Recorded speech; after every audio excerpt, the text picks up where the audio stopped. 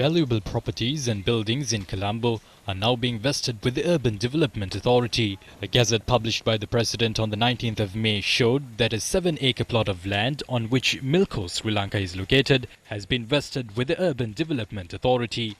The land, which has been identified as Kirimandale Watta, has been acquired by the government under Section 2 of the Urban Development Projects Act No. 2 of 1980. The gazette issued by the President goes on to vest lands spanning 0.2 hectares with the UDA, including portions of lands that house the teachers' quarters of DSN Anayaka College and the Sri Bauddha Lokaviharya.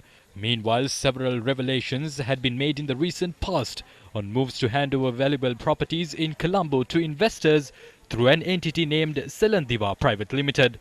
Issuing a statement, the 43rd Brigade political movement questioned the motive behind establishing a new entity, while the Urban Development Authority has expertise on the refurbishment, protection and the leasing out of buildings.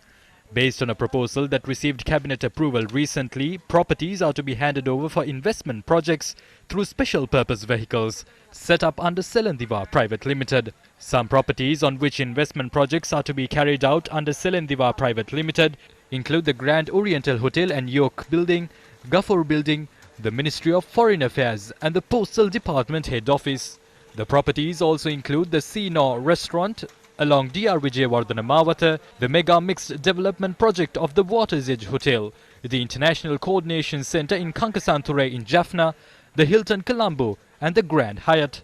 Accordingly, the 43rd Brigade has insisted that the legislation under which Selandiva Private Limited would operate must be taken into consideration. The statement questions whether the new entity will function as a specified business enterprise and also whether it would fall under the existing Companies Act or the Colombo Port City Economic Commission Act.